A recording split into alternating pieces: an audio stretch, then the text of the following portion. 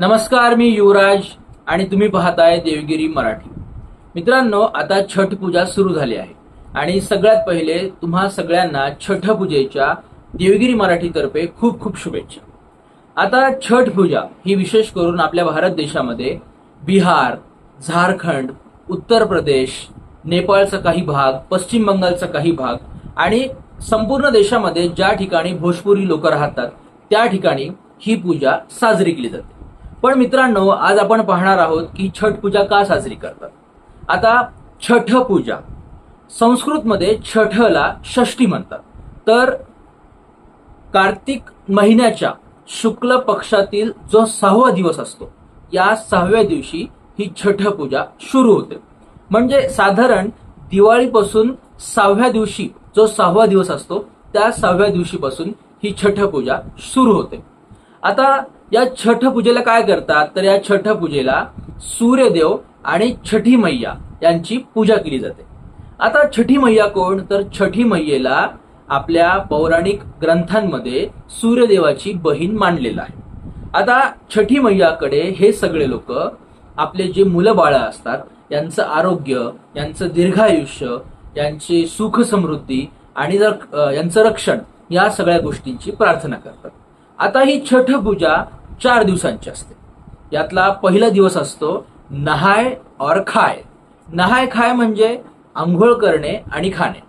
हे लोक सकाळी लवकर उठतात, नदीमध्ये तलावात जाऊन स्वच्छ आंघोळ करतात आणि घरी आल्यानंतर साधा भात किंवा साधी भोपळ्याची भाजी याचा नैवेद्य तयार करून हे खातात।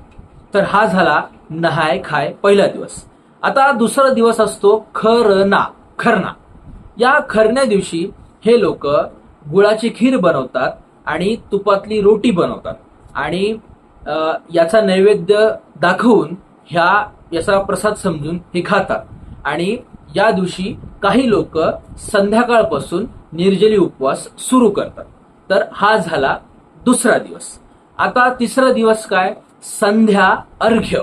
संध्या अर्घ्य म्हणजे काय, संध्याकाळी सूर्यास्त झाल्यानंतर सूर्यदेवाला पाणी अर्पण करणे, म्हणून याला संध्या अर्घ्य असं म्हणतात। या दिवशी सगळे लोक नदीत जातात किंवा तलावाच्या काठात जातात आणि सूर्यास्त झाल्यानंतर, सूर्य मावळल्यानंतर त्याला पाणी अर्पण करतात आणि सुपामध्ये फळ, नारळ, ऊस आणि एका विशेष मिठाई त्या मिठाईला अर्पण करतात। त्या मिठाईचं नाव मी तुम्हाला सांगतो। त्या मिठाईचं नाव आहे ठेकुआ। ठेकुआ नावाची एक विशेष मिठाई असते। या विशेष मिठाईला प्रसाद म्हणून मानतात आणि सगळ्यांना प्रसाद वाटतात। तर हा झाला तिसरा दिवस, संध्या अर्घ्य। यानंतर येतो चौथा दिवस। तिसऱ्या दिवशी अजून एक सूर्यास्त झाल्यानंतर हे सगळे लोक छठी मैयाला आपल्या मुलाबाळांच्या समृद्धीची प्रार्थना देखील करतात।